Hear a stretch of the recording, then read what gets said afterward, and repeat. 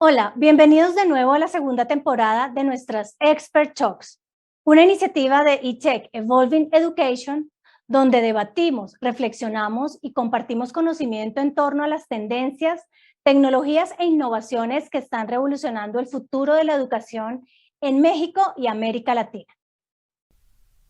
Quiero extenderle una cordial invitación a las empresas, instituciones, escuelas y universidades de los sectores público y privado del ecosistema educativo a participar en nuestra edición 2022 de eTech Evolving Education. Allí nos reuniremos con líderes y expertos del sector educativo a nivel global con el objetivo de regenerar para co-construir la educación del futuro ante la nueva realidad. Agrupar los diferentes modelos de enseñanza y aprendizaje es sin duda uno de los grandes retos que presenta actualmente el sector educativo. Y esta multimodalidad requiere cerrar brechas digitales que en definitiva requieren de colaboración y cooperación, y de la tecnología como mediadora en este ámbito. Hoy hemos invitado a Antonio González Gres, CEO y cofundador de Competencia Digital Cero, para conversar sobre esta iniciativa y los retos y las oportunidades de la innovación en la educación desde la multimodalidad. Bienvenido, Antonio, gracias por aceptar nuestra invitación y es un gusto tenerte en nuestras Expert Talks. Muy bien, Marta, muchísimas gracias a ustedes y al equipo por la invitación. Esta es una de estas instancias en las cuales podemos colaborar y cooperar, digamos, en la construcción de una mejor y mejores condiciones para la educación. No, mil gracias a ti. Para iniciar, me gustaría que nos platicaras un poco sobre Competencia Digital Cero. ¿Cuándo nació esta iniciativa y cuál es su rol dentro del sector educativo? Es una muy buena pregunta. Efectivamente, la iniciativa es una iniciativa de voluntariado que comienza en el año 2019, justito antes de de la emergencia sanitaria, donde claramente lo que se fue como plasmando fueron aquellos elementos que ya en ese entonces visualizábamos como un escenario bastante convulsionado en términos de lo que se estaba esperando de la educación, lo que se estaba desarrollando en estos contextos, y nace entonces un poco pensando en disminuir las brechas que existían en el contexto del escenario educativo, entre aquellos que podían hacer uso de la mediación tecnológica para mejorar y fortalecer tanto la enseñanza como el aprendizaje, y aquellos que no. Ya avanzado un poquito el tema, digamos, del problema de la emergencia sanitaria en el cual nos vimos todos involucrados, la demanda de este modelo fue como bastante más álgido. Y Competencia Digital Cero en general es una iniciativa que complementa elementos importantes dentro del contexto del escenario de la educación, donde lo que generó y ha ido generando un poco son acercarse a las necesidades formativas del docente.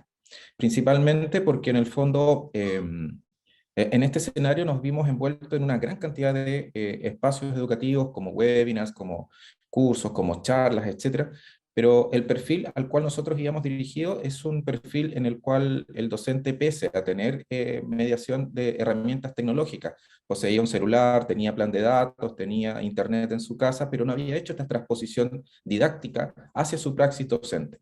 Entonces, en ese contexto, nosotros vimos como una necesidad también de este perfil de docente, un acompañamiento más en el ámbito uno a uno, en una figura peer-to-peer, donde efectivamente él pudiese tener una vinculación con el contexto de lo que estaba sucediendo, porque efectivamente, a pesar de haber una sobreabundancia de recursos que fue muy beneficioso en ese contexto, no alcanzó o no alcanzaba él a entender cuál era mejor, cuál era de mejor calidad, cuál le iba a servir, en dónde invertir su tiempo, porque todo fue una vorágine. Por lo tanto, en ese escenario fue bastante interesante cómo el equipo de voluntarios se fue consolidando como un aporte importante para esas vidas, para el bienestar de estos profesores, que también a través de ellos pudimos también mejorar y fortalecer los vínculos con la academia y con las familias también.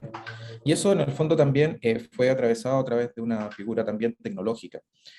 Hay una experticia también digamos, detrás de esto, que en el fondo sigue en desarrollo, porque la tecnología va así, va muy rápido y va involucrando temáticas como el machine learning, como el blockchain y como tecnologías que en el fondo van convergiendo para que efectivamente pueda generarse un impacto mucho más ampliado en torno a una personalización del aprendizaje de los docentes en ejercicios principalmente en el ámbito del área de la competencia digital.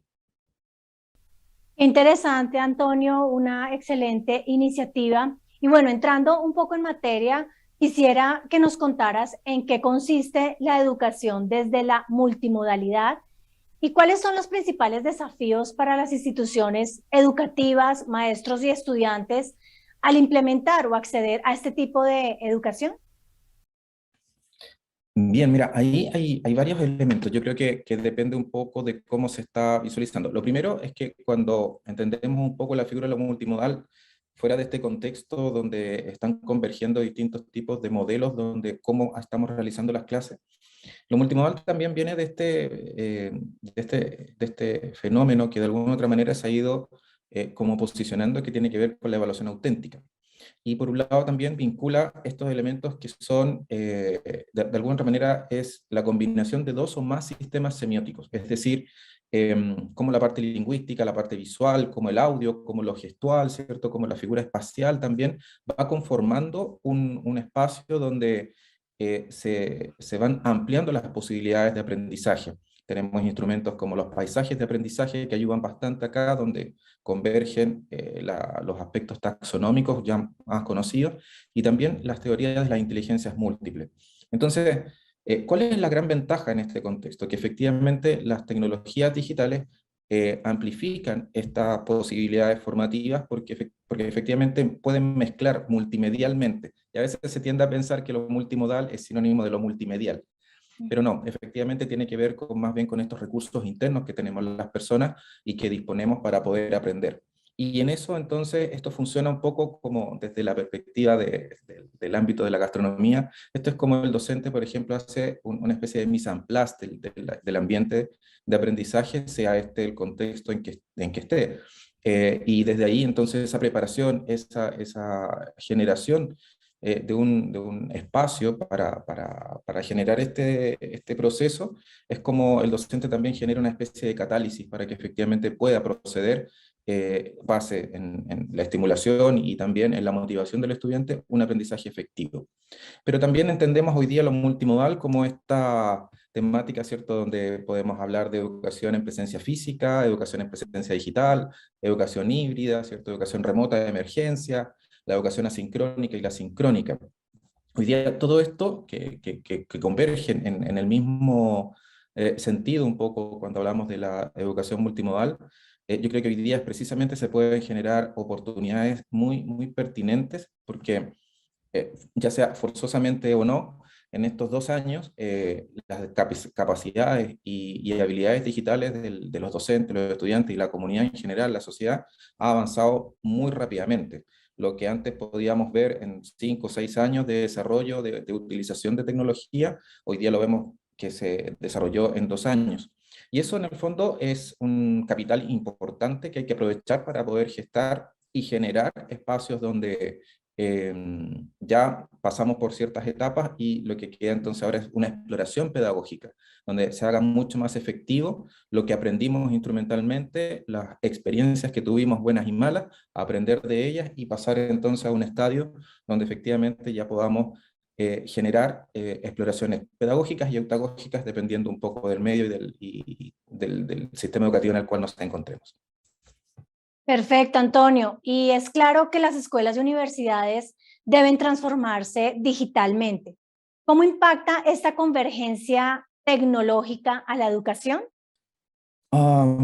Aquí hay un tema súper relevante, porque efectivamente en el contexto en el que nos estamos moviendo, el sujeto aprendiz y el sujeto que va a enseñar se encuentran inmersos en una sociedad donde efectivamente pareciese ser que hay una sensación mucho más fuerte en términos de una sensación de elección. Es decir, nosotros podemos, si revisamos el contexto, nosotros tenemos, por ejemplo, Netflix, donde efectivamente podemos elegir la serie que queremos ver, elegimos la película que queremos ver, si queremos nos vemos una serie completa, y a lo que llamamos maratones de series, etcétera. Entonces estamos como eligiendo.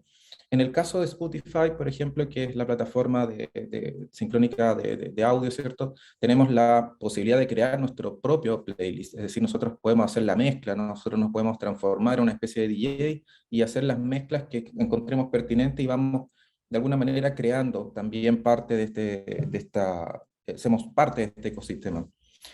También está, por ejemplo, la herramienta Waze, que en el fondo nos permite, ¿cierto?, elegir rutas de acceso, etcétera. Y también, bueno, si nos vamos a otro plano, ¿cierto?, en las relaciones amorosas también podemos encontrar Tinder, que también nos ayuda, ¿cierto?, a seleccionar de alguna u otra manera, sea bien visto o mal visto, pero nos va ayudando y vamos teniendo esa sensación de elección en todo el contexto de lo que estamos viviendo. Entonces, cuando nosotros luego eso lo visualizamos desde el sistema educativo, pareciese ser que se trunca, porque efectivamente en todo el contexto nosotros podemos elegir, sin embargo, en el sistema educativo no. A pesar de que lo que elegimos acá, ¿cierto?, está de alguna otra manera alimentado, ¿cierto?, por el algoritmo que está detrás de estas máquinas. Tampoco es que exista una elección realmente libre. Eso es un tema que, por eso digo, la sensación de elegir. Pero ni siquiera está esa sensación de elegir en el sistema educativo. Y ahí es donde nos vamos encontrando con esta un poco de desidia de los estudiantes. Vamos encontrando que los últimos estudios, ¿cierto?, no solamente el 2020, sino incluso desde el 2018 en adelante, ha incurrido en una alta deserción del sistema educativo, principalmente en la educación superior, por los motivos que muchas veces se estilan como económicos, pero la verdad es que hay mucho componente motivacional. Entonces, en ese contexto, cuando vemos cómo las entidades en general, también hay entidades bien interesantes que están desarrollando muchas cosas, como Platzi, como Crejana, como Doméstica, etcétera. Hay varias iniciativas que están buscando la personalización del aprendizaje, es decir, buscando aquello que las personas están deseando aprender y que lo están haciendo con una motivación propia. Si nos vamos al plano más formal, porque esto es como de lo no formal, ¿verdad? Digamos, iniciativas como el TEC 21, el Tecnológico Monterrey, también está abriendo ciertas posibilidades para una mayor flexibilidad dentro del proceso formativo. Entonces, esta figura de la convergencia de la tecnología y la educación está haciendo está presionando, porque efectivamente el currículum tradicional es bastante inflexible, y eso hace que de alguna u otra manera no permita ningún tipo de incorporación de las intenciones, de los deseos y las necesidades que tienen los mismos estudiantes. Los estudiantes simplemente tienen que acatar y no hay una flexibilidad del sistema educativo para que en el fondo ellos se sientan cómodos dentro de. Entonces, hay que mirar efectivamente qué está haciendo el contexto, qué está haciendo las distintas entidades y evitar lo que ha pasado durante mucho tiempo y muchas décadas, que en el fondo es que las paredes de la institucionalidad educativa de alguna otra manera se transforman en impenetrables e impermeables y no dejan incorporar esta convergencia, que en el fondo no es la tecnología por la tecnología, sino qué es lo que estamos siendo capaces como sociedad con esa tecnología. Claro, nuevas plataformas de enseñanza y aprendizaje que están transformando o están cambiando el paradigma de la educación tradicional. Y en un mundo cada vez más globalizado, ¿qué sucede con la cultura local docente en este contexto? Hay una frase que calza como perfecto en este contexto, es que en el fondo hoy día la docencia tiene que atender situaciones globales, ¿cierto? Pero con contexto local. Ahí tenemos grandes desafíos para la docencia hoy en día. Yo creo que estamos viviendo un momento clave, como casi un cambio de época. Hay varios autores que hablan acerca de este proceso donde al docente de alguna otra manera se le comienza a exigir que en el fondo sea un generador y gestor de prácticas pedagógicas emergentes, que de alguna u otra manera también sea experto en contenidos digitales, que sea también, tenga esta capacidad de, que muchos también llaman de esta humanidad aumentada, que en el fondo implica utilizar los medios digitales para poder ampliar y amplificar el efecto de la enseñanza. Expertos también en entornos donde puedan enriquecer el aprendizaje personal, que sean también sensibles a esta tecnología desde una perspectiva con el compromiso social y ecológico de lo que implica el uso de estas herramientas y esta tecnología. Y que de alguna otra manera esta tecnología permita expandir esa relación con la familia y el entorno del estudiante.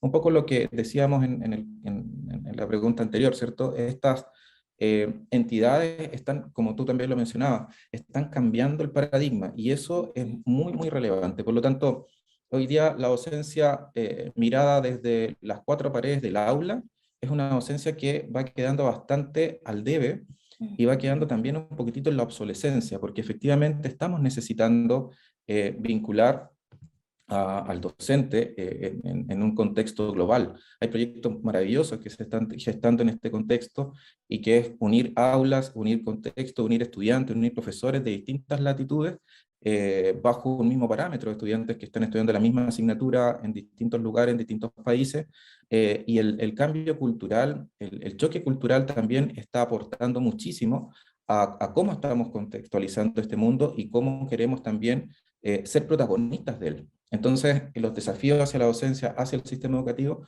son bastante altos, pero los beneficios que se están logrando y que los últimos estudios, los últimos libros y revistas que hablan de experiencia, están mostrando que efectivamente es un camino bastante viable en este escenario que es bastante convulsionado. Sin duda, Antonio. Y bueno, con los nuevos esquemas de educación multimodales, el rol del estudiante y del maestro se han transformado. ¿Cómo se plantea la formación del futuro docente? Acá hay elementos que considerar. En esto hay que pensar en cómo la práctica docente se transforma en un entorno pedagógico, pensando, por ejemplo, en los menores, pensando en un contexto más eutagógico, cuando pensamos de educación superior, hacer esa distinción no, es uno de los elementos que estamos necesitando, porque efectivamente con el enfoque pedagógico solamente en la educación superior no basta, porque efectivamente estamos trabajando con adultos. Entonces necesitamos también elementos que conformen un elemento importantísimo que se vio y se visibilizó en este periodo de emergencia sanitaria, que es la autonomía de las personas, que tiene que ver también con el autogestionarse. Y esto tiene que ver con una forma distinta de llevar esta práctica de enseñanza, con enfoques distintos y enfoques que permitan desarrollar estos modelos. También los entornos de aprendizaje. En el fondo, pensar en que estos entornos de aprendizaje tienden a ser personalizables en la medida en que yo entiendo cómo lo puedo personalizar. Por lo tanto, también tengo que primero, antes de esperar que esto se personalice per se, tengo que enseñar al estudiante a por qué sí puede personalizarlo y cómo puede generar estos criterios. Si los pensamos desde la perspectiva de las familias y los contextos, también son elementos relevantes, porque tenemos contextos geográficos, culturales, que van a incidir en lo que se espera del aprendizaje del estudiante cuando son menores. Pero por sobre todas las cosas hay un elemento ahí que tiene que ver con el compromiso social. Y en ese sentido, el docente hoy día, y esto también un poco pensando desde qué elementos debiese tener en su mochila el futuro profesional de la docencia, debiese ser eminentemente estratégico. O sea, debe tener asignaturas que le permitan generar estrategia y no que la aprenda directamente en la práctica, sino que ya desde su formación lo pueda ir desarrollando como parte de su quehacer, que en el fondo entienda que el contexto hoy día básicamente es colaborativo y cooperativo, es la forma de poder avanzar en estos desarrollos. Debe ser una lista de aprendizaje porque efectivamente hoy día las herramientas y la mediación tecnológica nos está entregando mucha información y eso nos permite tomar decisiones. Pero si no sabemos ser capaces o no somos capaces de analizar estos datos, difícilmente vamos a poder aportar. Y eso es lo que hoy día complica bastante, porque más bien se ve como una sobrecarga, cuando en verdad lo que tenemos acá es una tremenda oportunidad de sintetizar esa información y tomar decisiones antes de las evaluaciones, por ejemplo. Nosotros podemos tener, perdón, antes de las calificaciones, porque la evaluación la hacemos constante. Y esa evaluación es muy importante, gestionar la creatividad, curar los contenidos, enseñar desde la praxis, este contenido no es mío, este contenido es de otros, y yo de alguna otra manera hago esa remezcla, como mencionábamos un poco que hace las personas, por ejemplo, en Spotify. Nosotros también hacemos lo mismo en la docencia con contenidos de otros, y vamos generando nuestra propia compilación.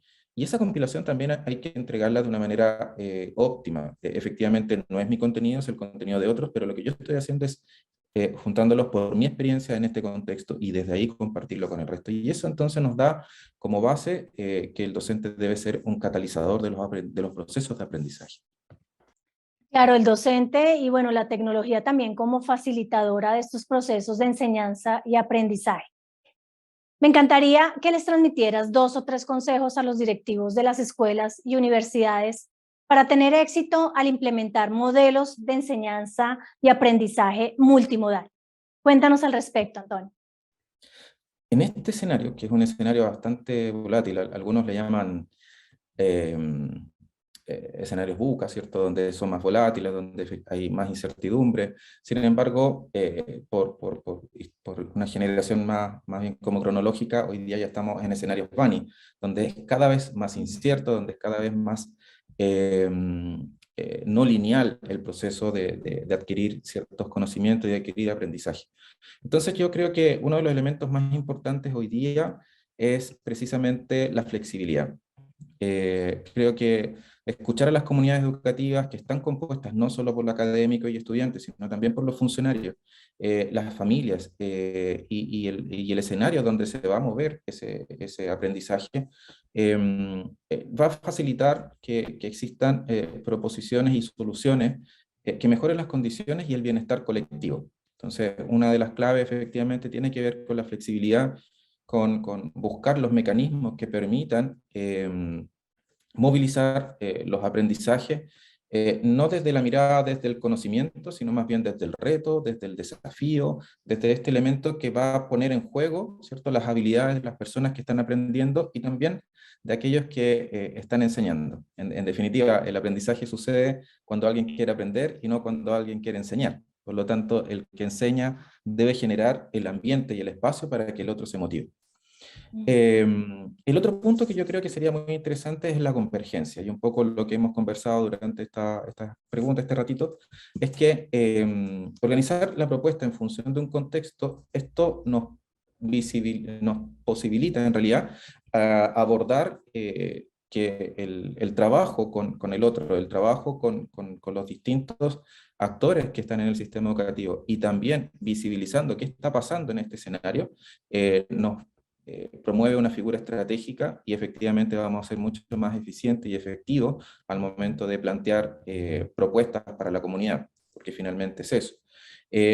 Y finalmente, creo yo que es el apoyar a la docencia, apoyar fuertemente a la docencia en el ámbito de la educación, o sea, en el ámbito de su formación, para el fortalecimiento de competencias digitales, que no solamente impacten en su calidad de vida personal, sino también impacten en la de sus estudiantes, en la de sus familias, mirando, ¿cierto?, en esta perspectiva del futuro laboral de ellos, obteniendo hoy los recursos internos que le van a permitir mejorar y obtener, digamos, herramientas para su bienestar, un bienestar colectivo, y así evitar las brechas que se van a ir generando en la sociedad eh, a propósito, digamos, del manejo de estas herramientas, a propósito del manejo de ciertas técnicas y metodologías que efectivamente no están llegando a todos, pero si nos colocamos todos en la misma sintonía, efectivamente vamos a poder eh, fortalecer las capacidades de las distintas comunidades donde estamos haciendo estas intervenciones.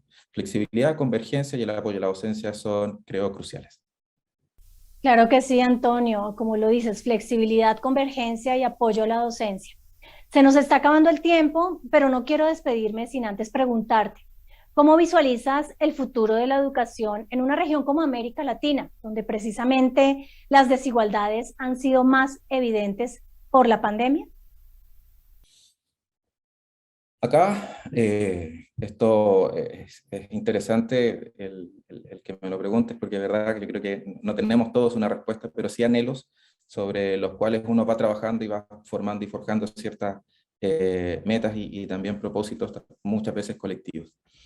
Es una educación que yo creo que debe promover el aprendizaje sin fronteras. Un aprendizaje que en el fondo hay una separación un poquito taxonómica entre lo que es lo formal, lo no formal y lo informal. Pero por sobre todo evitar esas fronteras de antiguos paradigmas que no están alineados con el tiempo en el que estamos viviendo. Yo creo que precisamente eh, se debe promover el aprendizaje sin fronteras, pero no solamente desde los formatos, sino más bien desde cómo somos capaces de abordar los desafíos de manera conjunta, de manera colaborativa, y que esto en el fondo sea un cambio de carácter horizontal entre pares que deben ser potenciados por el ecosistema educativo en su totalidad. Desde lo macro, ¿cierto? Los elementos de la situación de entidades privadas, entidades públicas, entidades educativas, de profesores, estudiantes y familias, se puede ir construyendo y co-construyendo un sistema educativo que sea mucho más idóneo a las realidades de cada una de las situaciones. Y desde esa mirada un poco local, mirar qué se está haciendo en el resto, es una de las grandes posibilidades que tiene esta hiperconexión del mundo. Entonces, la invitación es a romper con esas fronteras y también a utilizar de forma o hacer esa mirada bien positiva sobre cómo estamos hoy día en función, ¿cierto?, de poder aprovechar estos beneficios que hoy día nos trae la mediación tecnológica en el ambiente educativo. Y esto es un deseo, un anhelo y también es parte de lo que trabajamos en Competencia Digital Cero para efectivamente poder estrechar a todos estos actores y que de alguna u otra manera podamos vincularnos y tener esa presencia que va a fortalecer. Hay una frase que me encanta mucho que es de Reid Hoffman y que plantea que no importa cuán brillante sea tu mente o tu estrategia, si juegas solo, siempre perderás ante un equipo. Efectivamente, debemos trabajar en bloque, debemos trabajar todos de manera conjunta para efectivamente poder conseguir y consolidar lo que todos esperamos. El cambio educativo es un cambio de paradigma, un cambio cultural, no de máquinas. Así es que mientras podamos estar y establecer estos vínculos de cooperación y colaboración, vamos a llegar bastante lejos. Qué interesantes aportes, Antonio. Y bueno, definitivamente debemos cooperar y co-construir entre todos para transformar los modelos educativos para que sean más resilientes, inclusivos y sostenibles. Agradecemos mucho tu participación en esta conversación y nos vemos en julio durante la segunda edición de eTech Evolving Education, que les recuerdo se realizará del 7 al 9 de julio en el Centro Expositor de la Ciudad de Puebla, en México. Ya pueden registrarse sin costo a través de www.etechevolvingeducation.com. Gracias de nuevo, Antonio, a toda nuestra audiencia. Muchas gracias por conectarse y participar. Síganos a través de nuestras redes sociales y no se pierdan los próximos episodios de esta nueva temporada de nuestras Expert Talks. Regeneremos y co-construyamos la educación del futuro. Soy Marta Carvajal y ha sido un gusto estar con ustedes. Nos vemos en una próxima oportunidad.